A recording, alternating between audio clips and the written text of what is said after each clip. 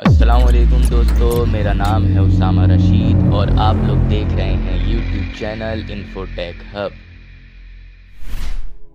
جب فرعون نے بنی اسرائیل پر ظلم کی انتہا کر دی تھی، انہیں غلام بنا لیا گیا تھا، تو فرعون نے ایک خواب دیکھا کہ بیت المقدس سے ایک آگ نکلی جس نے پورے مصر کو گھیر لیا اور قبطیوں کو جلا دیا، لیکن بنی اسرائیلیوں کو کچھ بھی نہیں ہوا۔ جب فرعون نے اپنا خواب نجومی کو سنایا تو اس نے فرعون کو بتایا کہ بنی اسرائیل میں ایک لڑکا پیدا ہوگا جو تیری حکومت کا تخت الٹ دے گا۔ جب فرعون کو یہ معلوم ہوا تو اس نے بنی اسرائیل کے ہاں پیدا ہونے والے تمام لڑکوں کو قتل کر دینے کا حکم دیا، اور اس نے اس طرح بنی اسرائیل کے 70,000 بچوں کو قتل کروا دیا تھا۔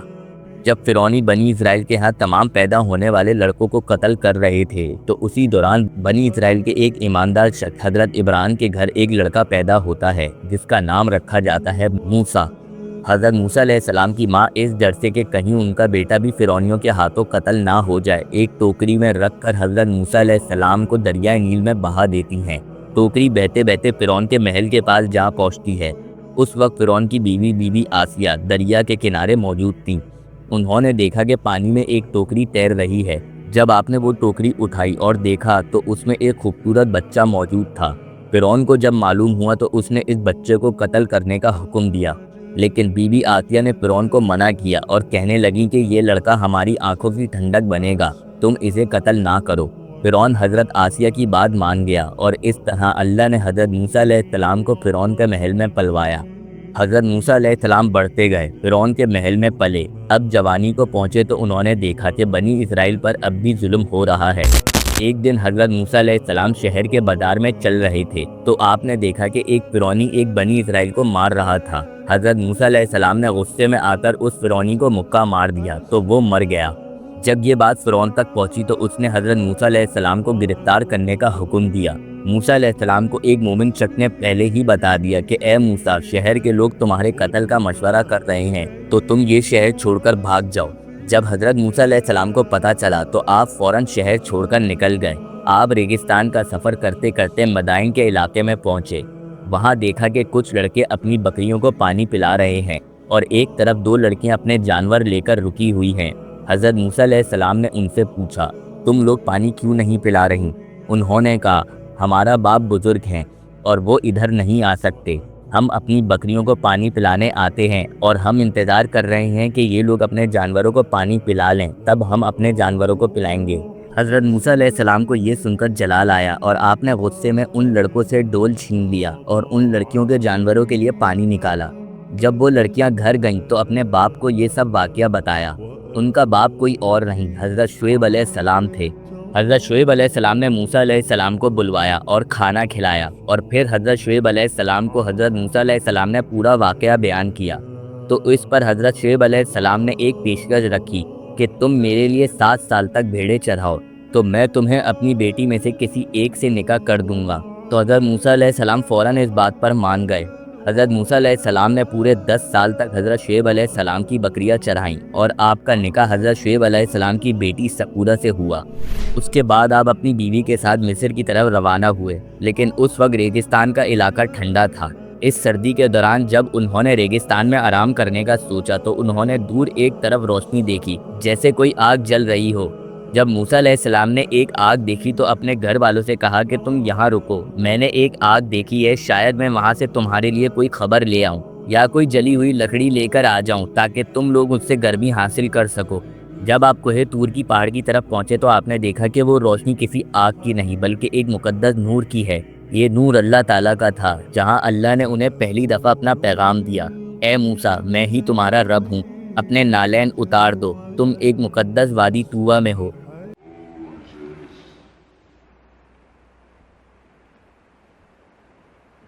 I am here. Put off thy shoes from off thy feet, for the place whereon thou standest is holy ground. اللہ نے حضرت موسیٰ علیہ السلام کو بتایا کہ اب وہ رسالت کے لیے چن لیے گئے ہیں اور وہ فرعون کے پاس جائیں، کیونکہ فرعون نے ظلم کی انتہا کر دی ہے، تو اس کو جا کر پیغام دیا جائے۔ موسیٰ علیہ السلام نے دعا کی کہ اے اللہ، میری زبان صاف نہیں ہے، ہارون کو میرا مددگار بنا دے۔ اللہ نے ان کی دعا قبول کری اور ہارون علیہ السلام بھی نبی بنا دیے گئے۔ فرعون کے دربار میں جانے کے بعد حضرت موسیٰ علیہ السلام نے اپنا پیغام کو فرعون کے سامنے رکھا اور اللہ تعالیٰ کا حکم دیا کہ وہ اپنے ظلم سے باز آئے اور بنی اسرائیل کو آزاد کر دے۔ فرعون نے اس پیغام کو پوری طرح نظر انداز کیا۔ حضرت موسیٰ علیہ السلام نے فرعون کو ایک معجزہ دکھایا۔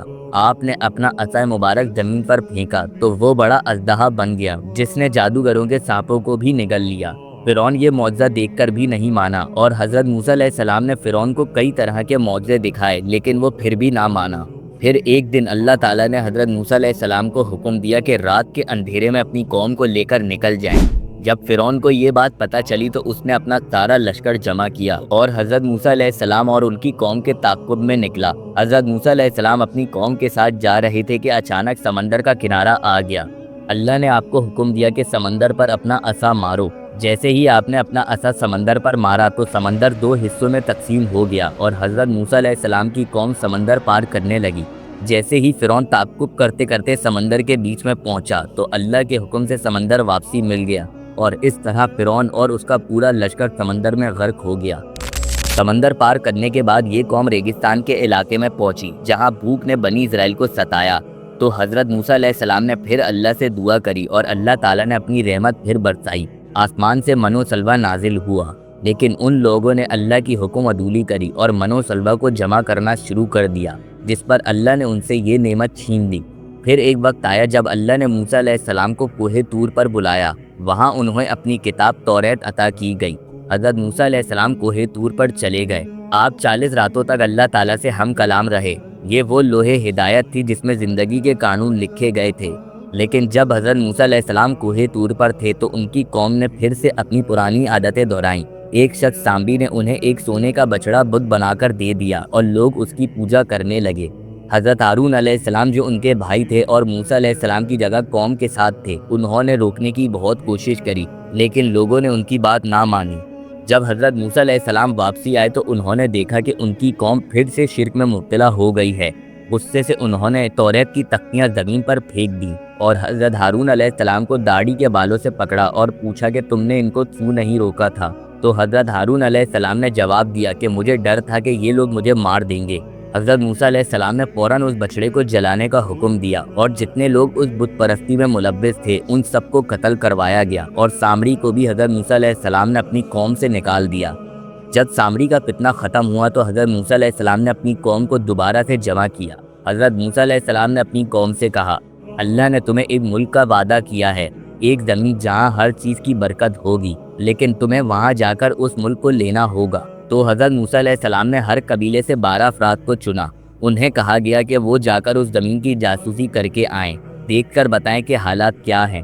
وہ لوگ گئے اور جب وہ واپس آئے تو ان کے چہرے سفید تھے۔ انہوں نے کہا، وہاں کے لوگ بہت طاقتور ہیں، وہ ہم سے کبھی نہیں ہاریں گے۔ وہ دیواریں اتنی اونچی ہیں کہ ہم ان کے سامنے کچھ بھی نہیں، ہم اس ملک میں کبھی نہیں جا سکتے۔ موسیٰ علیہ السلام کی قوم نے فرمایا کہ اے موسیٰ، تم اور تمہارا رب جا کے اس قوم سے لڑے، ہم نہیں لڑ سکتے۔ اور پھر ایسا ہوا کہ یہ قوم 40 سال تک صحرا میں بھٹکتی رہی۔ اسی دوران حضرت موسیٰ علیہ السلام بھی کافی بوڑھے ہو چکے تھے اور پھر ایک دن فرشتہ حضرت موسیٰ علیہ السلام کے پاس نازل ہوا اور اس نے حضرت موسیٰ علیہ السلام کو خبر دی کہ آپ کا وقت قریب ہے۔ تو حضرت موسیٰ علیہ السلام نے اس کے منہ پر مکہ مار دیا جس سے وہ فرشتہ حضرت موسیٰ علیہ السلام کی شکایت لے کر اللہ کے پاس پہنچا۔ تو اللہ نے حضرت موسیٰ علیہ السلام کو پیغام پہنچایا کہ موسیٰ سے کہو وہ ایک گائے کے پشت پر ہاتھ رکھے تو اس کے ہاتھ میں جتنے بال آئیں گے اتنی اس کی زندگی بڑھا دی جائے گی۔ جب یہ بات فرشتہ لے کر حضرت موسیٰ علیہ السلام کے پاس آیا تو حضرت موسیٰ علیہ السلام نے فرمایا، اس کے بعد کیا ہوگا؟ فرشتے نے کہا، موت۔ اور پھر اس کے بعد حضرت موسیٰ علیہ السلام بھی اس دنیا سے رخصت ہو گئے۔ اگر آپ لوگ کو ہماری یہ ویڈیو پسند آئی ہو تو لازمی ہمارے چینل کو سبسکرائب کر دیں۔ ابھی کے لیے ہمیں دیں اجازت، اپنا بہت سارا خیال رکھیے گا۔ اللہ حافظ۔